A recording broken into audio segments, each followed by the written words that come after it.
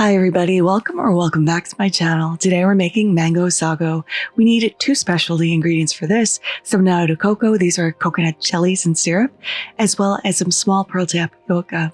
We also need 2 mangoes. I'm gloved up because, as I've mentioned before, I'm allergic to the oils in the skin, but not the flesh. So we are going to go 1/2 inch from the highest part of the mango to avoid the seed and just slice directly down. And we want to dice up a little bit of this because we want a little dice for garnish. So just going in, cutting vertically, then horizontally, slicing this in half, and then running the knife between the flesh and the skin of the mango. For the rest of the mango, we can just go ahead and pull the flesh out because we're going to use a blender for this. So just going in and peeling off that skin, and don't forget to get as much of that meat off the seed as possible. There's a lot on there. Then we're going to pop this into a blender, along with 1/2 cup of full-fat coconut milk, 1/8 teaspoon of salt, and 1/4 cup of condensed milk. If you want to keep this dairy-free, substitute that with a little maple syrup. We're going to pop this into a bowl, cover it with some plastic wrap, and put this in the fridge to cool down for 3 hours.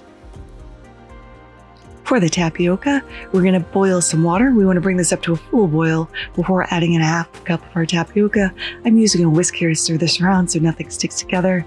We're going to shut off the heat, cover that up, and let that sit for 15 minutes before rinsing this off with some cold water, putting it back into the same pot, filling with enough water just to cover, bringing it up to a simmer. And we're going to let this cook for 10 minutes, stirring constantly because we don't want those tapioca balls to stick together.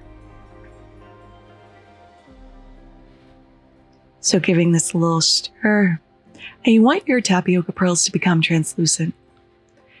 After 10 minutes, we are going to rinse this once again, and we're also going to add in 1/2 cup of our nata coco, and we're going to rinse all the syrup off because this is sweet enough. We don't want to add any extra sugar. So popping that in with the tapioca, rinsing this off as well, and letting this sit in cold water until we're ready to use it.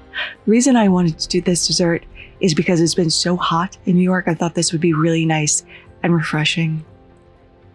So after cooling down for 3 hours, our mango puree, we're going to pop the pearls and the nata coco into a larger bowl and add in our mango and coconut puree. We're going to give this a really good stir until everything is mixed together. And you see that this is thickened up, and the longer it sits in the fridge, the thicker it's going to get. Now to plate, I'm using my fancy caviar dish just to justify buying it. We don't eat caviar that often. Adding in some of our pudding, topping with a little bit more condensed milk, as well as coconut milk, just to make this look pretty and layered. Adding a little bit more of our pudding on top, and then topping with our diced mango. I wish I had some mint, but I didn't, so here we are. So now let's go ahead and give this a taste. This is tart from the mango because the mangoes aren't too sweet. You get a creaminess from that coconut milk. The nata coco adds another beautiful little texture. The tapioca pearls themselves are chewy and absolutely delicious. And this is so refreshing and so lovely.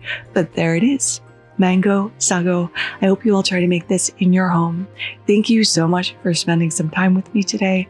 I really do appreciate it. If you liked this video, give it a like. If you loved it, please consider subscribing and hitting that notification bell because I put out new videos every Thursday. Thank you again, and until next time, happy cooking.